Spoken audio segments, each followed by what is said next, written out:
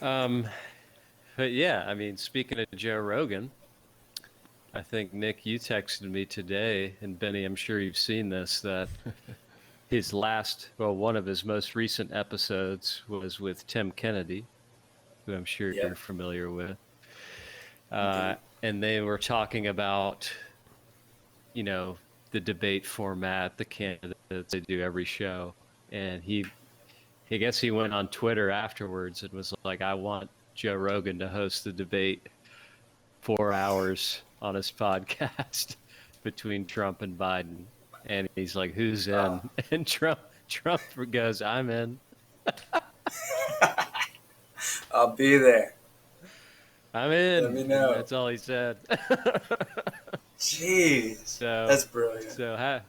yeah, I mean, having said that, it went from like, a joke, but at the same time, I think I would trust Joe Rogan as much as any other, talking head suit dummy moderator that has been there Yeah. before, to Oh, push back and ask questions that might be inflammatory for both sides.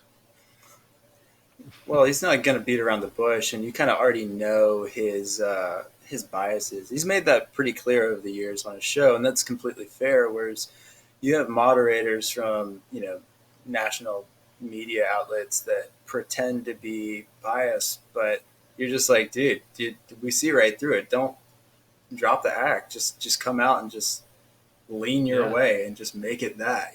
Stop trying to pretend.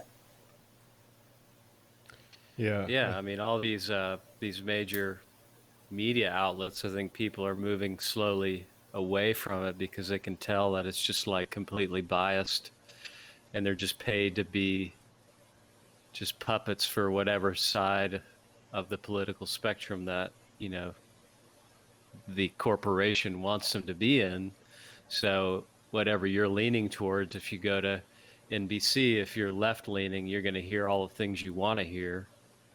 Whereas Joe Yeah, Rogan, I mean, he doesn't have to play by anybody's rules, which is great, and he definitely does have some biases that he's, you know, not ashamed to say, but he's not also ashamed to like look at all different sides and like, admit when he's wrong too, and admit when he's doesn't know definitely. something.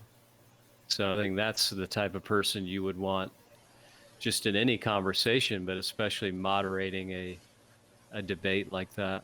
So I mean, I would think it would be a better, a more realistic display of like true questions that people want to know instead of just pandering and just giving, Scarecrow Biden a layup or a softball or, helping Trump to dance around questions, that he always does. So it's like, Yeah.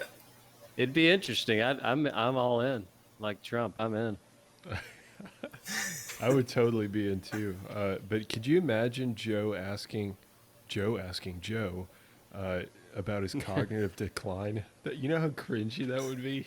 I'd be so Oh, bad. it would be bad. Yeah, That it would be really bad. would. I'm And sure then he would, though. and then Trump doubling down on it.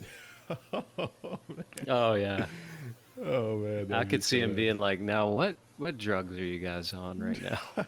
Like, what drugs are keeping you like alert and alive?" Yeah, Quite exactly. frankly, Did Have you Corn Pop sell you those?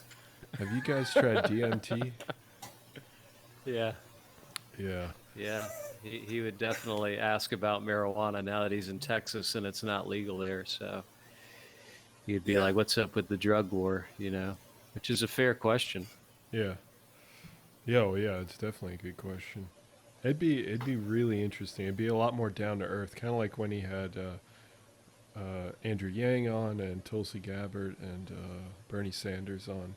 It seemed like they kind of loosened up. I mean, Bernie's kind of like a machine. He just keeps spitting out the same thing for decade after Yeah, decade. But it did feel like with like Tulsi and Andrew Yang that it was more of a conversation. yeah.